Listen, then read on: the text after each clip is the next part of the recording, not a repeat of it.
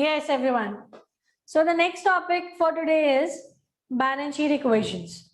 Balance sheet equations की बात करें, so एक simple सी छोटी सी equation होती है हमारी, and that equation says fixed assets should be equal to capital plus liabilities. Or I can say assets equal to capital plus liabilities. Assets, we have fixed,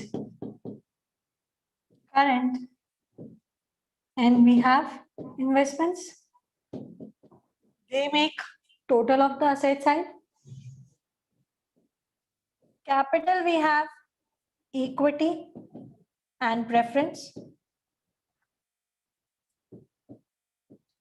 Then we have liabilities, and liabilities can be long term, current liabilities, and then we have debentures and bonds. They are the liabilities, capital, assets.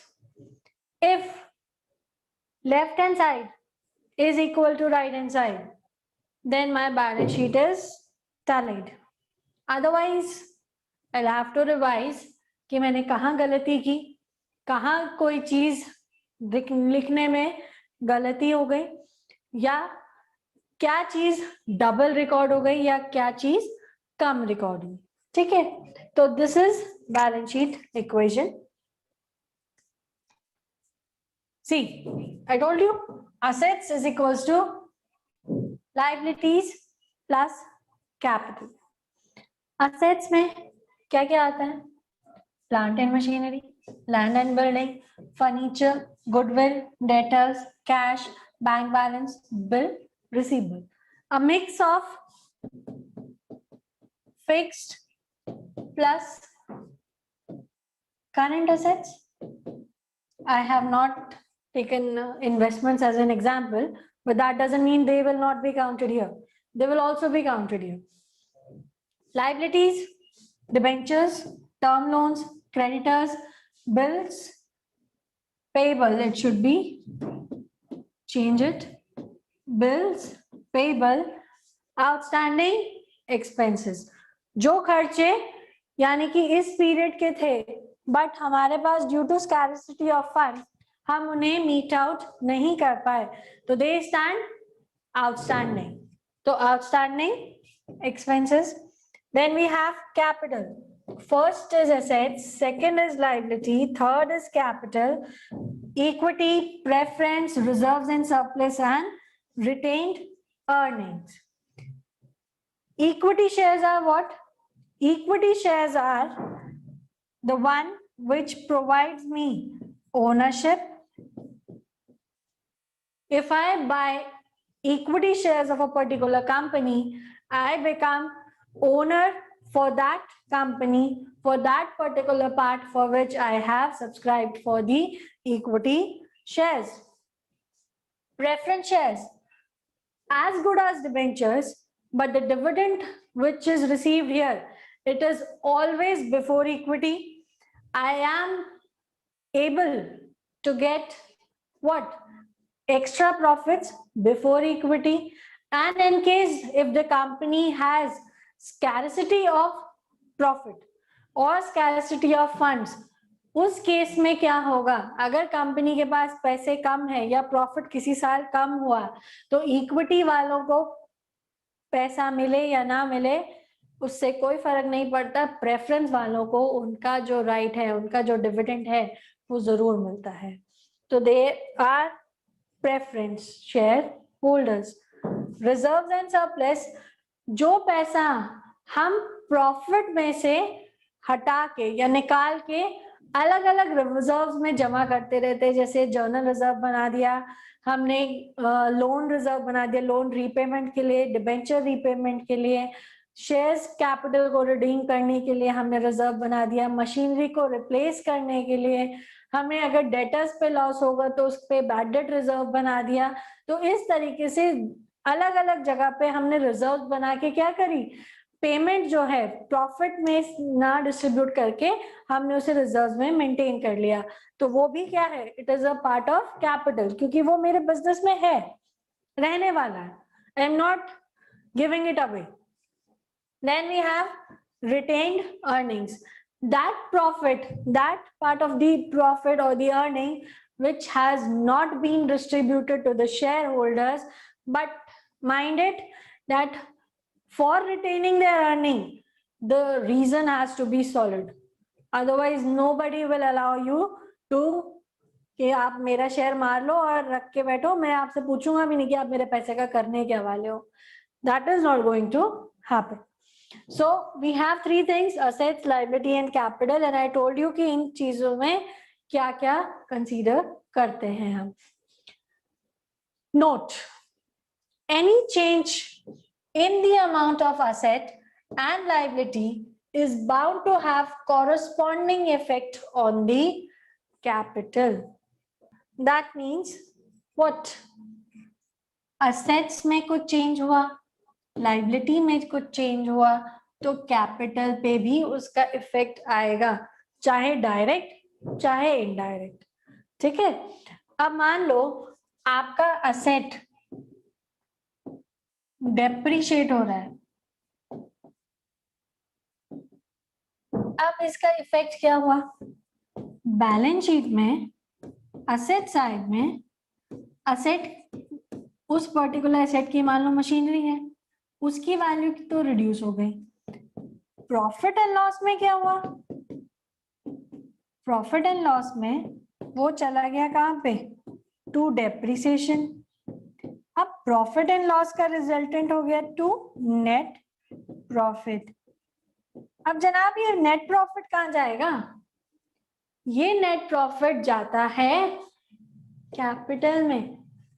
जो retained earning या reserves and surplus की बात कर रही थी ना मैं, तो वो जो है वो किस में जाता है, ये नेट प्रॉफिट आपका पार्ट बनता है कैपिटल का.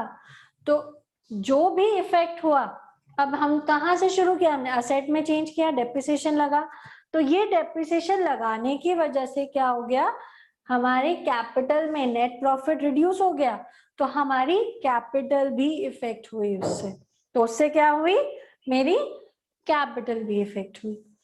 नेक्स्ट, अब एक एग्जांपल देती हूँ आपको, शायद आप समझ पाएंगे.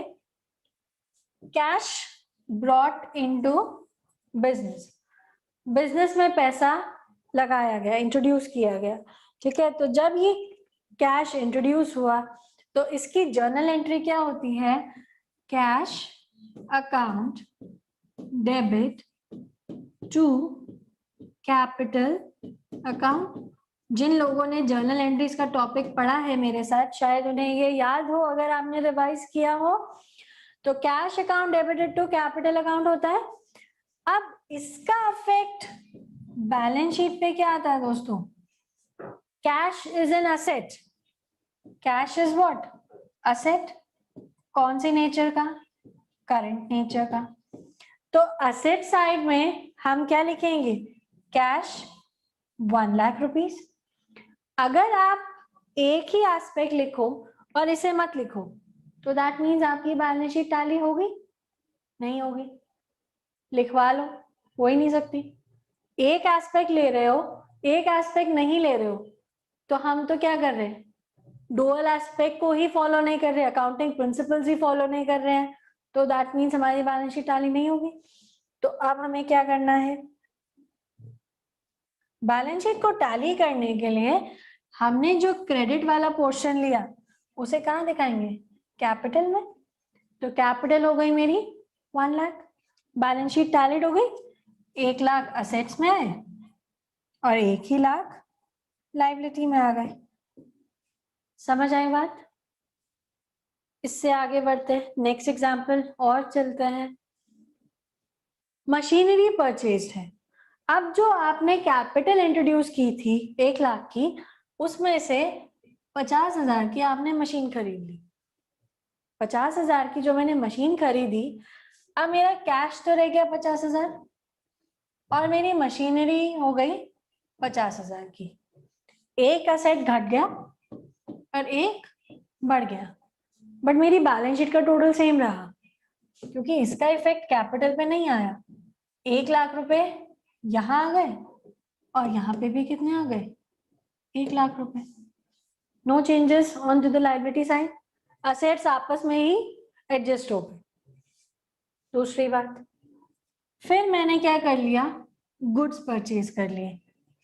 गुड्स परचेज कर लिए, अब गुड्स जो परचेज किए, कैश रिड्यूस हो गया, मशीनरी पे कोई इफेक्ट नहीं हुआ तो मशीनरी सेम रही।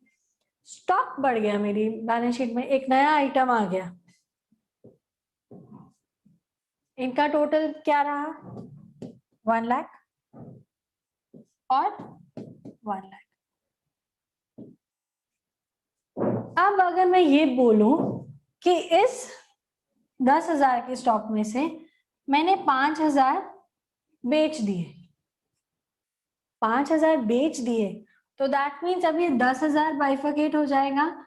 स्टॉक में कितना, 5,000 और डेटर्स में कितना, 5,000। तो देखो अभी तक जो हमने एग्जाम्पल्स लिए उसमें हम कहाँ पे प्ले कर रहे हैं, only on the asset side. इसका लायबिलिटी पे कोई इफेक्ट ही नहीं आ रहा। कैपिटल 1,00,000 रुपए थी, वो ऐसी चल रही है, सिर्फ असेट्स में अप्स एंड डाउन्स हो रहे हैं। ठीक है, समझ आया? अगली एग्जाम्पल देखते हैं कि कुछ चेंज होता है। बिल्कुल हो गया। देखो, मशीनरी परचेज की उधार पे 10,000 की, छोटी सी मशीनरी परचेज की है मैंने, कैश मेरे पास 50,000 रह गया। उधार पे खरीदी है तो इसलिए कैश में कोई चेंज नहीं आया। मशीनरी पहले 50,000 की ऑलरेडी थी मेरे पास, प्लस मैंने 10,000 की और खरीद ली, तो वो हो गई 60,000 की। कैपिटल 1,00,000 पहले भी दिख रही थी पिछले एग्जाम्पल्स में, बट अब एक नए बंदे को मैंने पिक्चर में इंट्रोड्यूस किया, नया हीरो, क्रेडिटर। कितने अमाउंट से, जितनी की मशीनरी खरीदी, 10,000। तो इधर भी अब बैलेंस कितना हो गया, 1,10,000, और इधर भी कितना हो गया, 1,10,000। समझ आया? चलिए इससे अगले एग्जाम्पल पे चलते हैं। Goods purchased on credit worth ₹15,000। अब मैंने मशीनरी नहीं खरीदी, मैंने गुड्स खरीदे, सामान खरीदा। तो गुड्स जो मैंने खरीदे तो कैश पेमेंट नहीं करी, तो कैश उतना ही रहा। मशीनरी में कोई छेड़छाड़ नहीं है, मशीनरी उतनी ही रही। स्टॉक जो है मेरा वो बढ़ गया 15,000। स्टॉक जो है मेरा 15,000 का हो गया। अब इस 15,000 पे क्या करना है, क्रेडिटर्स फिर आ गए। क्यों आ गए जी? क्योंकि 10,000 के तो पहले ही थे जब मैंने क्या खरीदी थी, मशीनरी खरीदी थी। बट अब ये 15 प्लस 10 हो गया, 10 पुराने और 15 ये वाले भी जुड़ गए जो स्टॉक वाले हैं, तो 25,000 हो गया। तो मेरी बैलेंस शीट का टोटल क्या हो गया, 1,25,000, और यहाँ पे भी 1,25,000। ये जो एग्जाम्पल्स दे रही हूं मैं आपको, यहाँ पे मेरा सिर्फ एक पर्पस है कि मुझे हर बार प्रूव करना है कि my assets are equal to capital plus liability. सिर्फ ये प्रूव करना है मुझे, ये पॉइंट प्रूव करना है कि assets are equals to capital plus liability. Correct? Understood? Next we have goods sold for cash। अब क्या हुआ, अब मैंने सामान बेचा, कैपिटल पे कोई इफेक्ट नहीं, क्रेडिटर पे कोई इफेक्ट नहीं, तो इन्हें इनकी वैल्यू एज इट इज रहेगी। कैश आप देख रहे होगे कि 55 हो गया, पहले 50 था, बट जो मैंने 5,000 का सामान बेचा वो भी तो जुड़ेगा कैश में, तो वो 55,000 की कॉस्ट हो गई। मशीनरी पे इसका कोई इफेक्ट नहीं पड़ता। स्टॉक 15,000 थे, बट मैंने 5,000 बेच दिए, तो अब मेरे पास रह कितना गया? 10,000। मेरे पास स्टॉक कितना रह गया? 10,000। अगेन बैलेंस शीट का टोटल सेम रहेगा, एक 25 और एक 25। एक असेट इंक्रीज हुआ, एक असेट इंक्रीज हुआ और एक डिक्रीज हुआ। एक और एग्जांपल ले लेते हैं, गुड्स सोल्ड ऑन क्रेडिट। जो मैं आपको बता रही थी 10,000 वाला डेटर्स में बेच दिया 5,000 का और स्टॉक 5,000 का रह गया, तो यहाँ पे भी वही सिचुएशन। आपने गुड्स बेचे तो एंट्री क्या हो गई? Debtor account debit to sales. अब जी सेल्स तो ट्रेडिंग का पार्ट है, बैलेंस शीट में तो आएगा नहीं। इसका इफेक्ट बैलेंस शीट में कहां से दिखेगा? जो आपका स्टॉक है, जो आपका क्लोजिंग स्टॉक है वो घट जाएगा, तो 10,000 से 5,000 रह गया, ठीक है। 10,000 से घट के 5,000 रह गया मेरा स्टॉक। डेटर्स, ये फिर एक और नया हीरो आ गया, ठीक है। ये एसेट बढ़ गया, और कैश पे और मशीनरी पे इस ट्रांजैक्शन का कोई इफेक्ट नहीं है। बैलेंस हमारा वही 1,25 रह गया। Both the sides are tallied, 1,25,000। इस तरीके से क्वेश्चंस आते हैं किसके? बैलेंस शीट इक्वेशन के। आपको सिचुएशंस दी जाएंगी, आपसे पूछा जाएगा, आपको ये बताना है कि हमारी बैलेंस शीट पे किस ट्रांजैक्शन का क्या इफेक्ट है, ठीक है। इस ट्रांजैक्शन का इफेक्ट ये होगा, इसका इफेक्ट ये होगा, उसे कंसीडर करते हुए हमें अपनी बैलेंस शीट को टैली करके चलना है, ठीक है।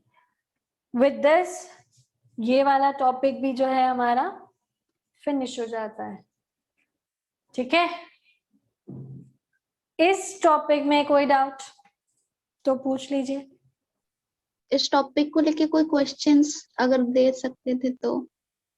मैम ये जो मैंने एग्जाम्पल्स करवाए आपको वो क्वेश्चंस ही थे मैम, एक तरीके से उनमें से आपको बताना है कि इसका क्वेश्चन का इफेक्ट क्या होगा, कि अगर आप ट्रांजैक्शन कर रहे हैं तो उसका रिजल्टेंट क्या होगा, आपका असेट में क्या चेंज हुआ, आपका कैपिटल में क्या चेंज हुआ, इस तरीके का क्वेश्चन आता है मैम एग्जाम में।